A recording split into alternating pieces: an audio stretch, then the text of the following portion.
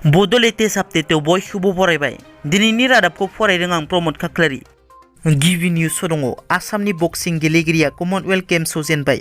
सोलिफुबाय थानाय Commonwealth games 2022 आव आसामनि बक्सार शिवा थापाया 63.5 केजि केटेगरिनि प्रि क्वार्टार फाइनाल मेचआव स्कटलेन्डनि गेलेगिरि रिसिलेन्सनि आखायाव जेनबाय। शिवा थापाया 4-1 नि फारागथियाव स्कटलेन्डनि बक्सार रिसिलेन्सनि आखायाव जेनो। आसाम सरकारा अरुणोदय बिथांखिनि रां मोनग्रा बिथांमोननि थाखाय मोजां खौरां फोसावदों। आसाम सरकारा अरुणोदय बिथांखिनि मुलाम्फायारिफोरनि एकाउन्टआव दानफ्रोमबो 1000 रां सोना होयो। नाथाय बे आगस्त दानाव आसाम सरकारा मुलाम्फायारिफोरनि एकाउन्टआव एक्सट्रा 18 रां सोना होगोन। बे आगस्त दानाव अरुणोदय मुलाम्फायारिफोरा 1018 रां मोननो हागोन। गाव गावनि नखराव माहारियारि फिरफिलाखौ बायनानै बिरहोयो। बिनि थाखाय बे 18 रांखौ एक्सट्रा होनाय जागोन। आलादा रायजो बड'लेण्ड दाबिखौ लानानै दिनै बर'नि माखासे मेलेमजिबि दैदेनगिरिफोरखौ लानानै क'क्राझारनि कदमतला निरफना गार्डेनाव बड' नेशनेल कन्वेन्शन जथुमो। मख'नो गोनांदि बनसुआ आलादा रायजो बड'लेण्ड सोरजिनायनि दाबिखौ लानानै फैगौ 8 आगस्त खालारखालि भारत हादरनि राजथावनि गोदान दिल्ली जन्तर मन्तराव सोमावसारहैनो थियारि एबा जानजि खाफ्राबाय।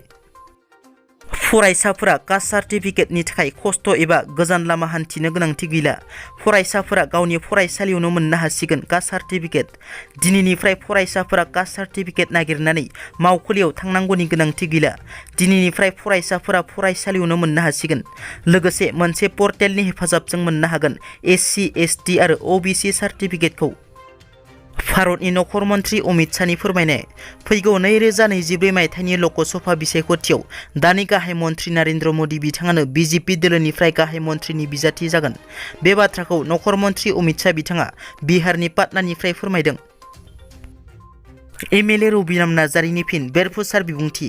दानि PMAY न' मोननायफोरा गासिबो BPF सरकारनि आमोलाव गामि गामि नखर नखर थांनानै सार्भे खालामनानै फट' खालामनानै लिस्ट खालामनानै एप्रुभेल होनानै भारत सरकारनो जिखिनि लिस्ट हरनाय बे लिस्टफोरनिफ्रायसो दिनै सेंसन जादों।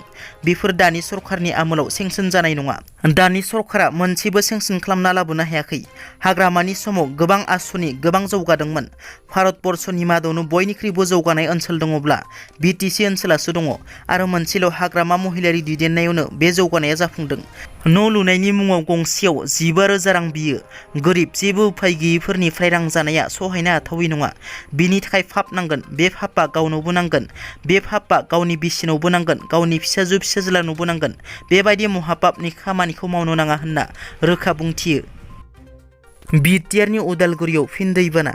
भुटान हाजोनिफ्राय गोबारै बोहैबोनाय सुक्लाय दैमाया बिटिआरनि मावफुं सोद्रोमा दावबायसा बर'नि सिंग्रिबारि गामि सेराव माथावरि सिमफायना सिंग्रिबारिनि रायजो राजाफोरनि न' बां लोमस्रावना सिलिंखार खालामदों। थांनाय हरनि 10 रिंगासो समाव सुक्लायनि माथावरिया बायनानै दैया गामिजों बोहैबोयो आरो हरखाबनो लोमस्रावो।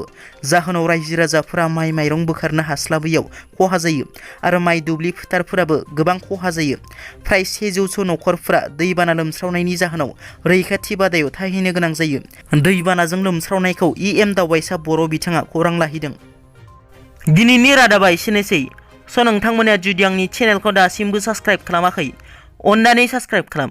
गोजोन्थों।